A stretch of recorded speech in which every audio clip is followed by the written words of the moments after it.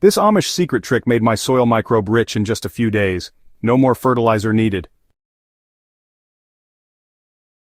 If you've ever walked out to your garden and felt the frustration of lifeless soil, you're definitely not alone.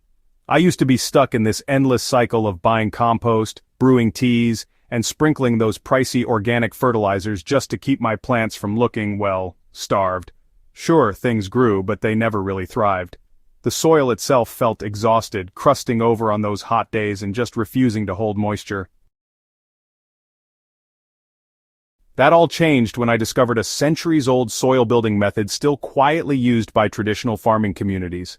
The results? Oh, they stunned me. Within days, my barren patch of ground transformed into a living ecosystem humming with microbial activity. The plants responded almost immediately, and I haven't had to buy a single bag of fertilizer since. Let's dive straight into how this works and how you can bring this soil-saving secret into your own garden. You know, modern gardening often focuses on feeding plants directly.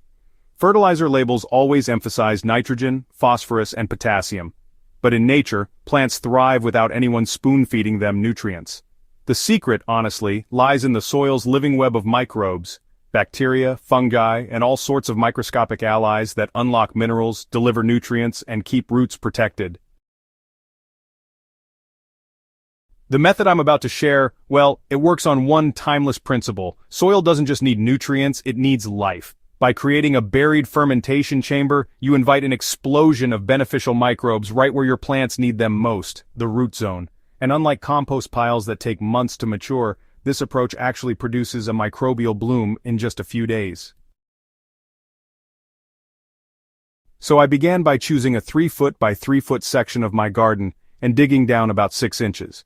The topsoil went into a pile beside me to be replaced later. This shallow pit really would become the microbial incubator. At the bottom, I laid down a thin foundation of twigs and dried stems.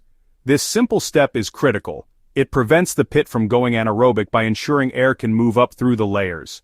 Without airflow, organic matter just rots. With it, beneficial fungi and bacteria multiply rapidly. On top of the twig layer, I spread a layer of unfinished compost, banana peels, carrot tops, coffee grounds, even wilted lettuce leaves. Unlike polished compost, which is already broken down, these raw scraps are still full of sugars and starches. Microbes thrive on that raw energy, turning it into a buffet of nutrients for future plants. This is where the magic begins. Before covering the compost, I poured in a diluted rice rinse solution. I made this by swishing 2 cups of raw rice in 4 cups of clean water, straining it, and saving the starchy liquid. That liquid was then diluted into 1 gallon of water and poured directly into the pit to moisten the scraps. The starch feeds lactobacillus, a probiotic organism that, just explodes in population once introduced to soil. These bacteria are catalysts. They break down organic matter quickly while supporting fungi that build soil structure. Microbes are important, but fungi are honestly essential. I added a thin sprinkle of leaf mold gathered from a wooded area, where decades of decomposing leaves have created a black, spongy material laced with fungal threads. This step inoculates the pit with mycorrhizal fungi, which are nature's internet, linking roots to minerals, water, and even other plants. If you don't have leaf mold, a handful of soil from an old compost pile works nearly as well. To prevent the fermentation from going acidic, I added crushed eggshells for calcium and a light dusting of wood ash for potassium and trace minerals. This not only balances pH but also ensures microbes have access to a broad mineral palette, which ultimately passes into your crops. Finally, I shoveled the topsoil back into place, gently pressing it down and topping the spot with a blanket of straw mulch. From the surface, the garden looked ordinary. Underground, however, a fermentation chamber had come alive. What happened next was almost unbelievable. By the 3rd day, the soil under my mulch felt darker, looser, and smelled like a forest floor after rain. Earthworms appeared seemingly out of nowhere, tunneling through the soil to feast on the microbial buffet.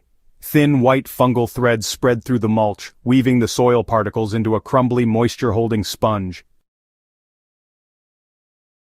Even the plants outside the pit reacted. My wilted Swiss chard stood taller within 48 hours. A tomato transplant that had barely budged for weeks suddenly surged upward several inches in a matter of days, all without me adding a single pinch of fertilizer.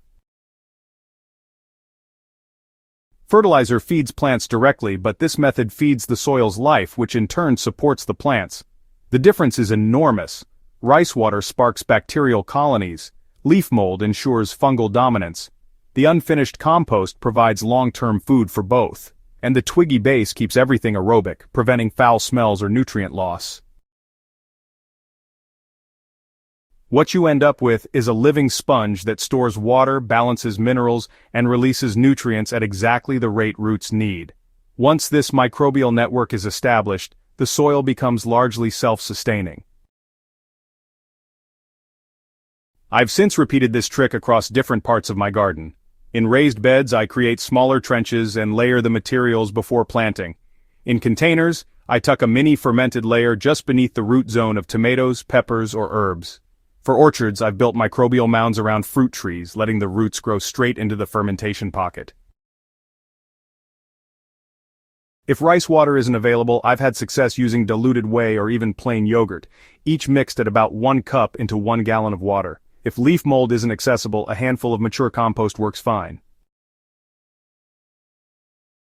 The principle is always the same: combine carbon, nitrogen, minerals, moisture, and a microbial kickstart. Since adopting this method, I hardly recognize my own garden. The soil no longer dries into a crust but remains soft and spongy even in the heat of summer. Worms are abundant. My plants show deep green leaves, strong stems, and more resilience to pests. Best of all, I've stepped off the treadmill of constant fertilizing.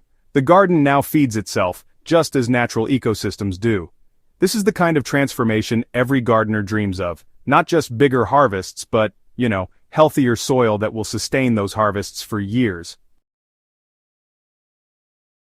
If your garden soil feels tired, if your plants never seem satisfied, or if you're simply ready to save money and break free from fertilizer dependency, try this method.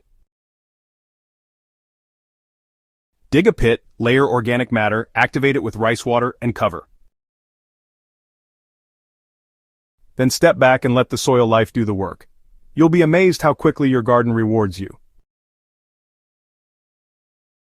And if this guide has been helpful, make sure you subscribe to Soil and Crop Central and share this video with fellow growers. Together we can bring soil back to life, one garden at a time.